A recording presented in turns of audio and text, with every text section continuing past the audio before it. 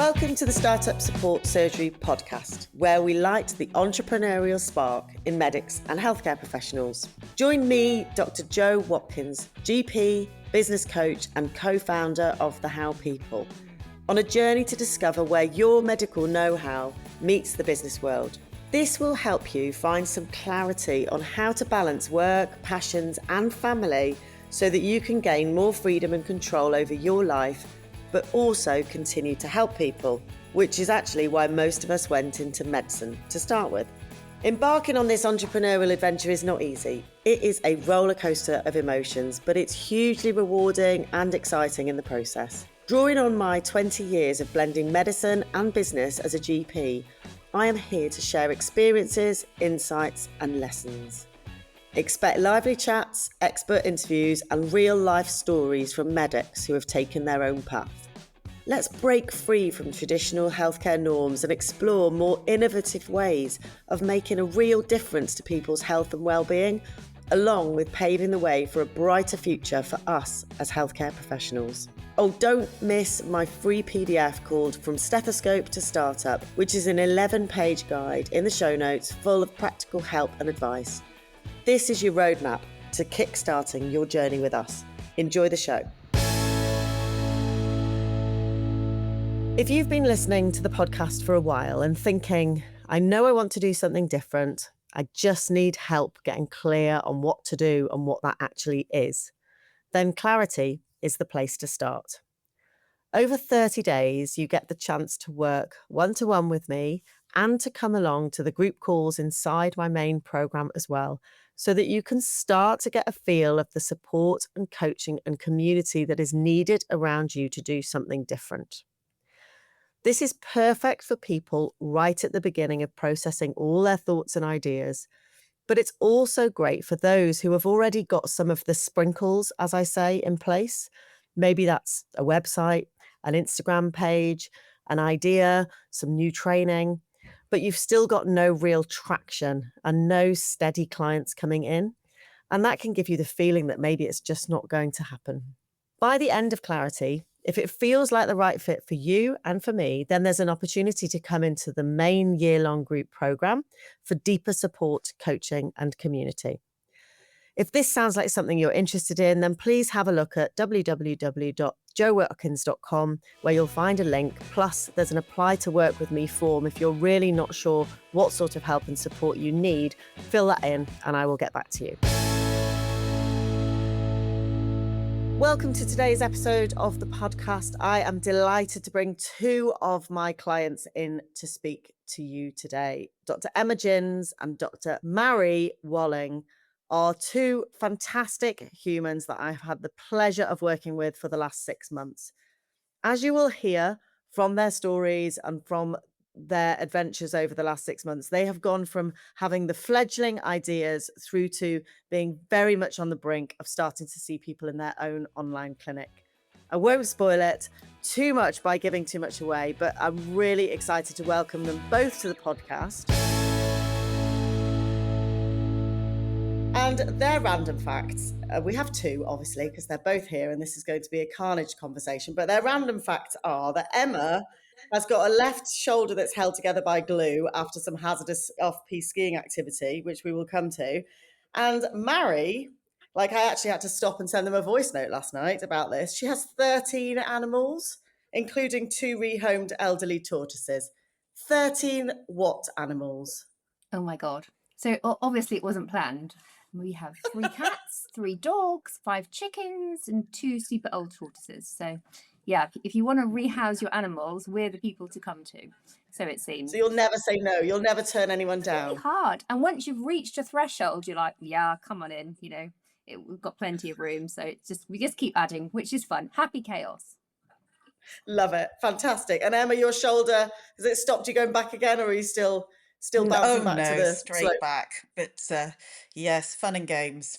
What not to do, Jo, when skiing? I think really that's the thing. Well, example. I had a massive shoulder injury 2 years ago. I fell and did something to my shoulder that I've ignored, but not quite as dramatically as yours, I think. Yes, yes. Thank goodness for Mm. glue. That's what I say. And so far, so Oh, well, good. The moral of so the far so story is you should ski like me, Emma, very slowly and awfully, and therefore you will not injure your shoulder.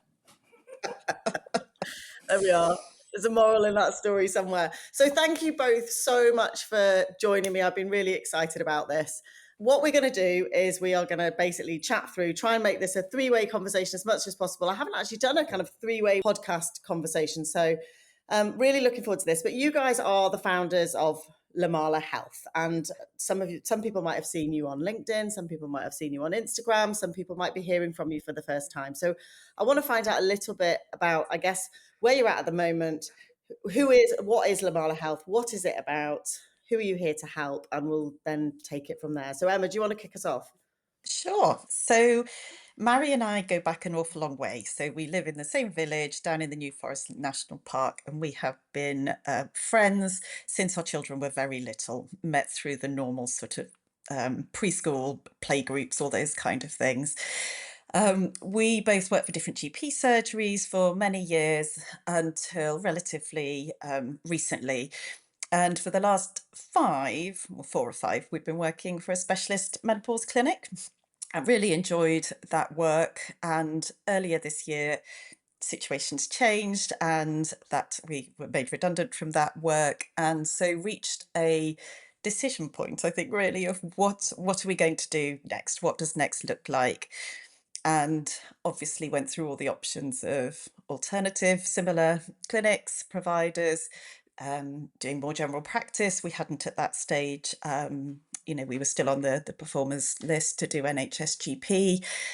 And so Lemala Health was founded at that point, really, and it's a specialist menopause clinic. We have been very busy for the last 6 months, going through all the sort of process of setting up a medical clinic within the UK. And so that's where we are at. And our aim is very much to offer a very personalised, bespoke, high quality service, continuing to do what we've really loved doing for the last 4 years, really, and doing it together. So that is where we are currently at. Fantastic. I love it. And you've talked about processes, and we're going to be mentioning quite a lot of that because you are a really great example of people. I think we first spoke in kind of June time, and you'd established there were lots of moving parts, lots of things that you needed to do. And I think you had already come up with the name at that point. Do you want to just tell us a little bit, Mary, about that? How you came up with the name, what that means, and why? Yeah, sure. So it's a bit of an unusual name, and it means in various languages kind of empowering and uplifting for women. And it's kind of a bit of a combo of our names, if you think about it. So we have spent ages debating about lots of different parts of this whole journey, but for that we decided really quickly that we liked the name of it. We wanted it to be Lemala Health because we obviously are a specialist menopause clinic, but we really like to think about things a little bit holistically as well. Hence why we've kind of gone down the lifestyle medicine diploma as well. So we wanted to kind of keep it broad. So yeah, so Lemala Health was born and founded in May. So yeah.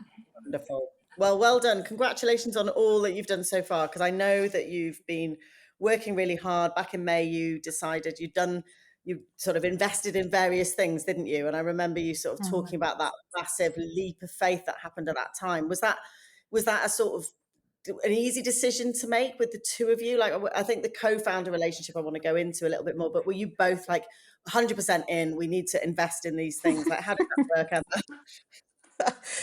um, no, I took a little bit longer to think about things. That is probably true of our personalities. I think and think and think, and Mary's more yes, let's go for it. So, but she's very persuasive, but also I could really see all the benefits for us and where we are at our stage, both with our clinical work. So obviously, been doctors for 25, well, me for 25 years, Mary nearly, and also with respect to our family lives. We've now got teenagers who are sort of older teenagers, couple leaving home. So just felt the flexibility of being able to set this up how we want to set it up and work how we want to work and manage our diaries. There was a lot of benefits in that, and I think neither of us want to do it alone. So actually doing it together, having worked together in this area, felt very natural. I think that part. Mm. Yeah. Mm. Great. So you kind of jumped in. You talked a bit about the kind of time side of things. The timing for you was good with your children being a bit older, and you're married to non-medics, aren't you? But you've got, your husband's a lawyer, Emma, is that right? Yeah. So Yeah. obviously he's been incredibly helpful, I would imagine, with the law side of the legal side of the business. I think what's useful is to have seen business for the last 25 years from a different way than working in the NHS, because obviously the NHS is such a different beast, isn't it? So to have seen the commercial experience, not as an entrepreneur as such, but that's certainly been helpful. And then Yeah. Mary can explain about her husband, but obviously Yeah. that's quite a different. And then, what about yours, Mary? Yeah, so husbands are wonderful things, aren't they? In lots of respects. My husband was previously a medic, and he kind of left medicine and set up a software company. So he's kind of like me in the fact that he's a bit like, yeah, let's do this. Why not? This is a great opportunity. So he's been really great in that respect. It's our household, I think our teenage kids would probably never set up a business because they are now surrounded by two people that will probably not earn money forever, so it seems. And that's the general rule, that when you kind of set up a business, it seems as though you just put money into a business and don't take any out of it for a good few years. But it offers loads of positive points, and like Emma was saying, we've been doctors for a long time, and that's fantastic. We love being doctors, but the opportunity to set up a business has been amazing. And Emma did take a little while for me to kind of persuade her, but the reason we both did this is we binge listened to your podcast. So when we were going through redundancy process, one of our friends in the group said, "Oh, have you heard about Joe Watkins?" And we're like, no offense, Joe, but hadn't heard of you at all. And we literally, we walk a lot, we listen to podcasts loads, and we listen to all of your podcasts. And I said to Emma, come on, Emma, we can do this. We have been GP partners. We know what private menopause care is like. We know what our patients like. We know what our patients don't like. We know what kind of service we would like. We were like, let's do this. And it's been fantastic. And it's been loads of work, but the opportunity to do something different when you're in your late 40s or 50 as Emma is, then it's great. And we couldn't have done this without you, Joe. So it has been a really awesome process. I've really enjoyed it. It's been amazing, and I've loved working with you. Thank you. That's very sweet of you to say. I haven't paid them for saying that either. But this jumping in, this leap of faith bit,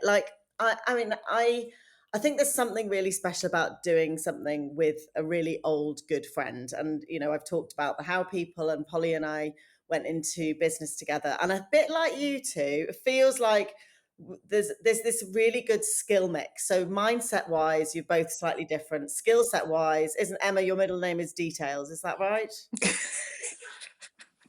I have inherited this name, Joe. I read things. So, you're not the same. You're not like both on the same wavelength, have exactly the same responses to things, but you kind of like this really lovely synergy that happens when you're in business with somebody that you have, I think going into business with friends, some people would say absolutely no, but going into business with somebody that you have known, you've got that trust, you understand each other, and you support each other's deficits and enhance each other's good bits, whatever they're called. It's really exciting, and you've got somebody to help you along the way, because it's lonely, right?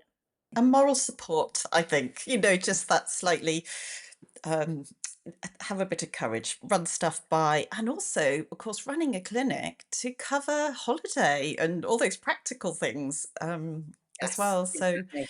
so far so good. Good stuff. I love it. And yeah, love it. So the co-founder thing is is a lovely way of doing it. And I think it's helped you be brave. And I want to talk about some of that brave stuff.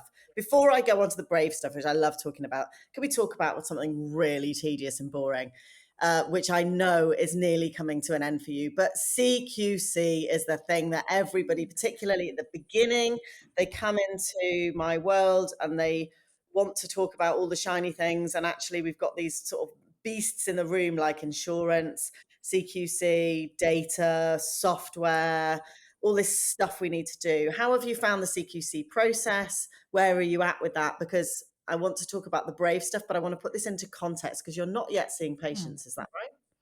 Yeah, so it's a long process. So CQC currently, I think, is taking 4 to 5 months from your application going in until a call from the inspector to give you your date for your interview. So we have just had that call, so we're just preparing for our interview, and that interview is for your registration with CQC.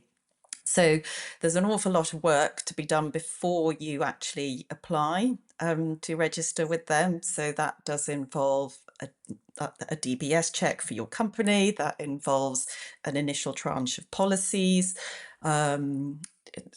more information on your experience. So obviously someone has to be a registered manager, someone has to be a nominated individual. So you have to explain as part of that application what experience you have got historically to bring to the table to make you able to fit those roles. I think it has got better than last year. I think the wait was even longer last year, but it's obviously a process most of us have not been through before.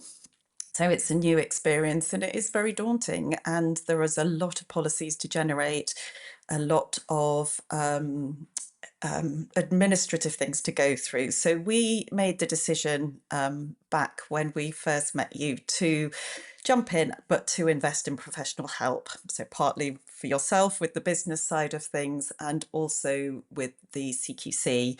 So we've used a company to help advisors on the requirements, help make sure we understand all the obligations, help to generate our policies. We just thought that it's something that's so important that you meet your obligations, and just time to do all those would I mean, it would have tipped us over the edge, I think. So yes, we're not seeing patients yet. You have to be registered before you can offer as a doctor diagnosing and prescribing in this country, but hopefully we are nearing the end of that process. It's a big thing. Yeah, it's a big thing to have to go through. It's obviously there for patient safety, but for any doctor behind, sort of looking at doing this, it is something that takes a lot of time, quite a bit of money, and is doable clearly, but not to be taken lightly when you've got another, an awful lot going on in your life and no time to commit to it. Not at all. And you're doing this as an online platform as opposed to seeing people in person as well. So it's needed for that. And it's a question that comes up again and again and again. So don't do this without the right support. So Emma and Mary had support. There are various people out there supporting people with CQC going through themselves. There are also other ways to do it where you can go and work for somebody else in a place that is CQC registered. And more recently, there are people popping up who are offering like a monthly package for CQC, particularly for lifestyle medicine clinics. So if you need to have CQC, then please get some help with it. Don't just try and do it on your own. So you're at this stage now where probably January, February, we're filming this in November 2025, probably in a couple of months' time, you're going to be able to see your first patients. This leads me to the bit that I really like. So if you had just sat twiddling your thumbs, waiting for your CQC to land on the front doorstep, and then you'd be like, okay, right, we need to go and find some clients. So we had a chat a while back, didn't we, about getting scrappy, showing up, doing the thing. And at this point, Mary, am I right in thinking you weren't a massive fan of LinkedIn, social media? Tell me how that felt. I remember that look on your face when we started talking about posting on LinkedIn. Well, I have essentially pretty much for the last, I don't know how long social media has been around, but I have actively avoided social media. I basically only ever looked at Instagram for interiors and menopause stuff. And other than that, I was an active avoider. And when you first said, I was like, yeah, maybe that's something we'll do in the future. But then as everything, I kind of go, oh no, initially. And then I was like, yeah, okay, fine. So with you as our biggest cheerleader stroke shover, I think, he basically said, look, get on with it and do it. So I remember physically very, very nearly vomiting with my first LinkedIn post back in June after the British Menopause Society conference. Thought, right, I'll use this. So did that in June. And then we I'm a bit of a, you give me a list, I'll do it. So you kind of said, look, post regularly. We have. So pretty much Monday, Wednesday, Friday, or maybe Tuesday, Thursday. We have been posting on our individual LinkedIn pages. We then set up a business LinkedIn page as well, which we thought was also a useful thing to do. And then more recently, we have set up a Facebook page, which again, I've actively avoided Facebook, but I'm now trying to embrace that, and even did a reel recently, which was truly terrifying and very non-me, but we did it. And actually, it's been good. I've kind of enjoyed it in a way that I thought I never would, particularly the LinkedIn. I now don't vomit, which is useful. And it's been a really good way of meeting people, actually, and interesting to kind of, get out there and do different things. Yeah, I love the fact you're not vomiting anymore when you post on LinkedIn. Useful. I think it's good. That's a good baseline, isn't it? Exactly. And she's been the driver of that. She has actually driven our social media. She was like, Emma, I've now got a LinkedIn. It took a few weeks to follow. and we weren't sure about Facebook. Emma, I've done it. So actually, she's really embraced it. But you've now, you're also, having put your hand up for stuff, you are now the one that, BBC Radio calls if they want an interview on menopause, and I've been on TV. So this year's been hilarious. We never thought we'd do any of the above, but we are, which is great. I love it. And this time last year, if I'd said to you, this time last year, we're going to be recording a podcast, you're going to have been featured on TV, on radio, and you're going to be ready with your CQC in your hand before Christmas to be able to see patients. How would that have felt a year ago? Yes, truly terrifying. Would have thought you were absolutely off your rocker. Yeah, exactly. And now here you are. So let's go back to that TV. I can't let that go. So, so this came about, these opportunities came about, I think, through this concept of LinkedIn actually being a place where you meet other people and you get yourself out there, and I think this concept of networking, probably for you guys as a living with, corporate entrepreneurial husbands, but certainly for me as a medic, I was like, what are you talking about? I'm good at networking. Like, I found that just almost felt sick when somebody said that to me. I was like, oh my God, that's an awful thing to be good at. Like, what does that mean? What are you trying to say about me? But building your network and talking to people and building relationships, I think, is probably the most important thing in business. So tell me about how those things have come about, because I know you've found that yourselves as well, haven't you? Yeah, so I think we've essentially said yes to things. So even though when people have said, oh, would you do this? Even though like most of me is saying absolutely not, I don't want to do that, we have kind of said yes. So that has been a big thing for us this year, just saying yes. We both like chatting hormones, so we're really happy to slip hormones into most conversations. So actually meeting women and chatting about their hormones and listening to their story is never a hassle. It's always been a pleasure and a joy. So we've always loved doing that. And we are very much an online clinic, but we are New Forest doctors. I've been a partner in the local village for a long time. Emma works up in Salisbury Hospital.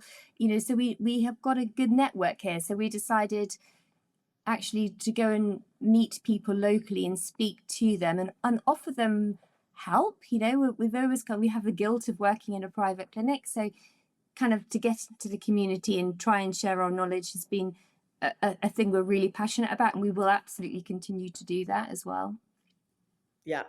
And that's an interesting point, actually, that whole guilt private clinic thing. I hear that a lot from people, especially when they're wanting to start out. It's this whole, like, how can I have an impact and help people while also creating a business that is able to sustain me and enable me to be able to either work alongside an NHS role or instead of an NHS role. And I think there is, you can have so much more of an impact if you have a profitable business that works and that has a good business model behind it. the impact that you can then have on the free stuff that you can do in the community is enormous, isn't it? And I think you've gone with that sort of concept, haven't you, Emma? Yes, yeah, exactly that. That's what we thought. We thought actually it's lovely to give your time once or twice a month to go to an event that actually we really enjoy, where people can come and informally, obviously it's not medical advice as such, but just ask questions about what might you do if, and we can just give some information, maybe take some stuff to show people. People often like to see the certain products. And so we did quite a lot of events with somebody in October. We've got one tomorrow locally, and it's just lovely doing some stuff in the local community. And I think that's actually really helped our Facebook group. So that's been really nice to sort of, even though we haven't got a clinic where we live, is actually to feel we are still offering a service to the women in our local area as well. So we've actually really enjoyed that. Yeah. Fabulous. I want to come back to something you said, Mary, because again, it's a bit of that reality check about business as opposed to having a job and being paid a regular wage. And I just had a conversation where the only way I can describe it is that as medics, sometimes I think we can feel that the grass is greener on the other side of quite a difficult environment that people are working in now. People are feeling on the edge of burnout and wanting change, but to jump from that into building a business that is not necessarily going to pay you any money. I always describe it, the grass isn't greener, it's just a different grass with different pressures. You talked about not earning any money from running a business and how you've seen that with, you've seen what Duncan's done and how that's worked for you in the entrepreneurial world you're in. Like how do you think, how has that sort of impacted you in terms of your understanding of that moving forward, and what have you seen around you of maybe other medics that are out there trying to run businesses? And just speak a bit about this sort of income versus entrepreneurship. Yeah, it is really tricky. I'm not actually sure totally what to say about it. It is a definite concept. You have just got to put your time and money into your business to start off. I think we were sitting yesterday working out, we probably put the best part of 10 grand in so far, and that's really the bare bones about websites and CQC, etc., etc. We've spent more because we have also chosen to sign up and do diplomas and coaching qualifications, but that's an addition. So we've kind of viewed this year as a real investment in ourselves, and you obviously need that financial runway backing in order to be able to do that for a little bit. Obviously, there's no point running a business if you're not going to make money, because and there's huge overheads in running a private clinic as well. That was also really surprising, how big the overheads were to just keep going annually. But we'll be fine. We're kind of determined we'll be fine. I think we're both lucky. We are not coming at this business from a place of burnout. We got made redundant from a clinic, and we were really happy with our work, if that makes sense. So we're not thinking of a new concept. We are building on a concept that's really familiar to us. We are happy in this space, if that makes sense. We just want, think life changes, opportunities arise. So we are happy where we are. But yeah, I think it's very difficult if you're setting up something completely new that's not, we've worked in private medicine for a while now. So yeah, I'm not sure if that's helpful to anyone, but no, I think it is, because I think people don't. I think even just sharing the fact that you've both invested, a significant amount of money. I think there are two things I like to sort of pick up on there. One is that I think starting a business from a place of burnout is never going to go well. So I think if you are feeling like you are getting to that point, taking a break, and actually just spending the time trying to look after yourself, trying to kind of really work out what you want this to look like. And that might take, for me, that took a good year. I think it was only by about March in our travels that I got my massive pieces of paper out, and I was like, right, okay, I'm kind of ready. And I didn't feel burnt out at all, but I just needed space from the kind of what I'd created was a business that was taking over my life, as opposed to my 2-day-a-week GP partnership that was actually quite nice retrospectively. And I needed that time away to work that out. So whatever it looks like for you, if it means taking time, if it means having some coaching, if it means having some support from somewhere to be able to help you work out what you next want to do. And then we have to invest some money. We have to have um, something to support our business. So I talk about the Banoffee pie model of building your business from your biscuit base up, your why, your mindset, your niche, etc. But now that Banoffee pie sits on the plate, which is that sort of in quarters, and time, place, people, and money. You cannot start a business with fresh air, particularly a lifestyle medicine business or a business that involves CQC. And I think 10, like you've just described, 10 grand for the things on top of the training. And that, I think that's a realistic amount of money that people are spending. So thank you for sharing that. I think it's really important. Is there anything you want to say to that, Emma, that we haven't said? No, I think just to reiterate that you have to have time in your diary to do this. So everything, even if your website is the bare bones, you have to decide what you want and the message that you're going to give. You have to, it can take time just posting something on social media when you're not doing it all the time, can't it? And then certainly if you do need CQC, I wouldn't want to add up how many days, weeks we spent going through that process. And then the running a business. So, we chose to sign up, Joe, with you for a few reasons. The community, the sort of, yeah, go on, guys, you need to do this, the sort of pushing, but also because we knew we had a lot to learn, so all the sort of business side of things and the practicalities really of marketing. No, actually, we've worked in a business in a very similar way, but we didn't have to go and find people or tell people about ourselves, and that's what's been really valuable for us. I think that combination of other people going through it at the same time, learning skills of marketing, and then just being given a persuasive shove. So I think that combination. But yes, you need time, money, people Yeah, around you you. absolutely. Um, Yeah, you need time, you yeah. need people, and this decision making. Like nobody comes along and says, "Yes, you're absolutely right. That's a perfect color green," or "You're absolutely right. You should definitely do that free talk in that village hall. That's going to be worth your while." You have to make quick decisions, and you have to be experimental and open in your approach. You're going to get it wrong. You're going to get it right. You're going to mess up along the way, and that's all part of it. But I think as doctors, we're all happy to sign up to the diplomas and the qualifications that will make us a thing and make us enable us to call ourselves a thing. But nobody wants to sign up to do the next bit, which is the fact that you are sitting in a room, whether it's online or in a building, and you do not have a waiting room of people that are banging down the door to come and see you, and you have not got a member of staff that's actually turning away probably 60% of the people that were trying to see you as the reception staff. You've got to create that interest and those people there. So it's a totally different thing, and it takes learning, commitment, time, money, all the things. But it's not all bad, right? So before we get too doom and gloom about it and how difficult it is, which I think I'd just like to be honest about this stuff. I'd love to hear from both of you about what what the good things, what you've enjoyed about bringing this project to life for the last 6 months. If you could just tell me a couple of real positives that personally, whether that's for you as co-founders or for you individually. And then I'd love you to kind of give me your top tips to somebody else that's listening to this thinking, like you were, can we do this? So what about the good things, Mary? Well, there's lots of good things. I'm definitely an optimist, and there's been lots of good things. You're not paying me, but actually having the community from yourself has been amazing to meet a group of like-minded women. And actually that gave me a real structure. So one of my main worries about being made redundant was a bit like, oh my God, what am I going to do?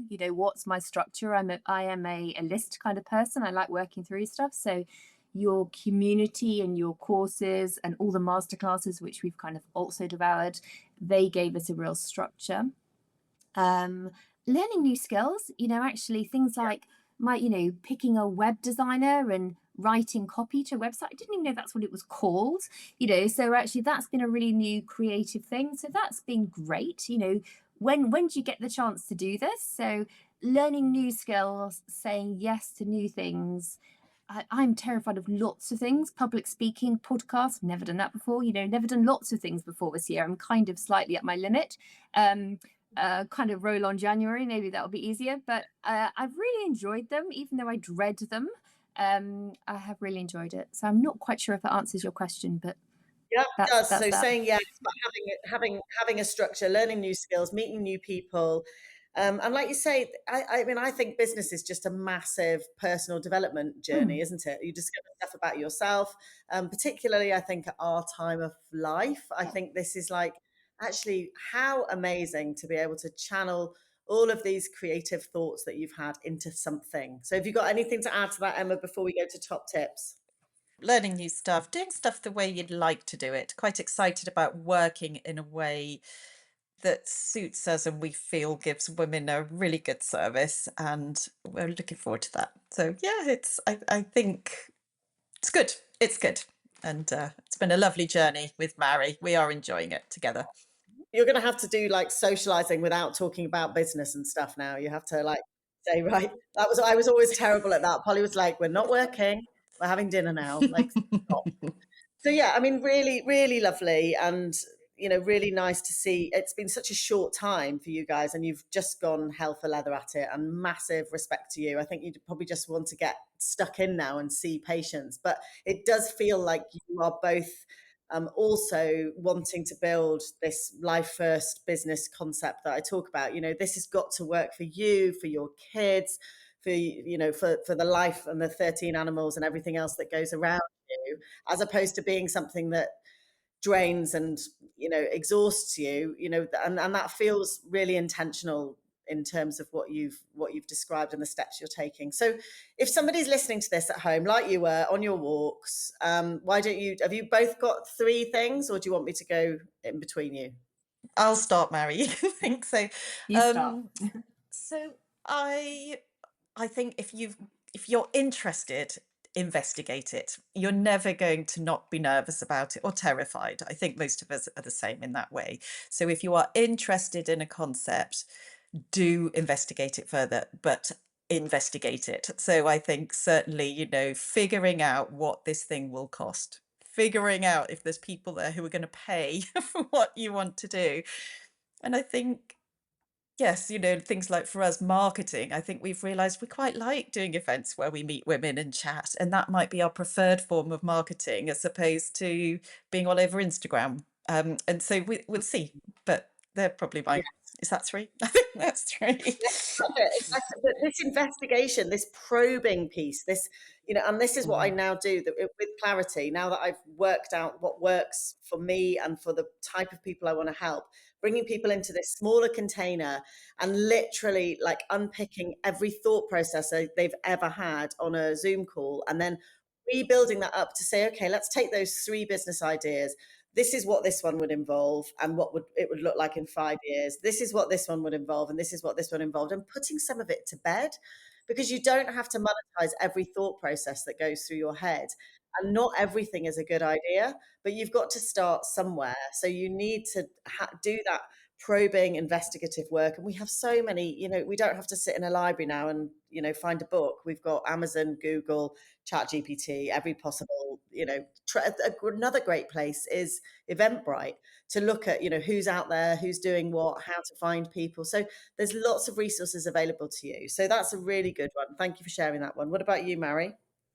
So my top tips would be grab your best mate. I'm super grateful for Emma. Without Emma, I would be flailing around. So really, really grateful. So grab your best mate, get started, believe in yourself, and be organized. That's my skill, is organization. So that's what I bring to the table.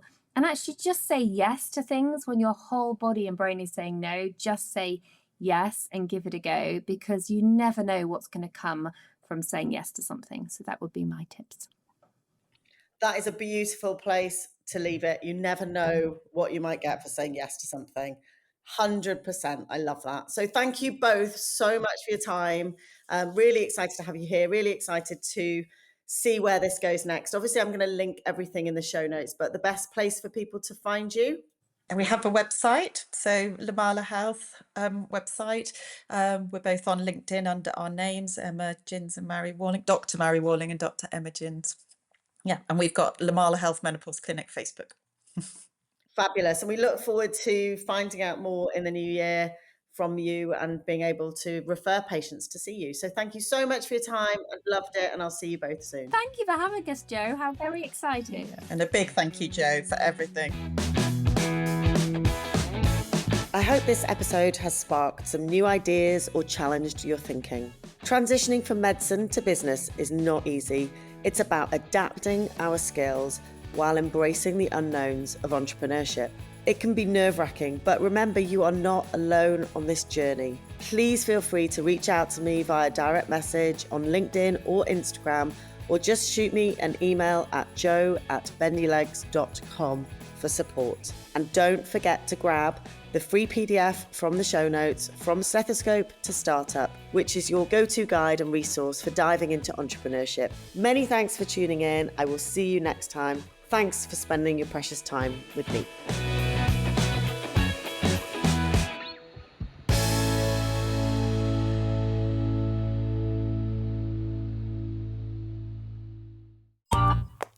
This has been a Monkey Pants Productions podcast.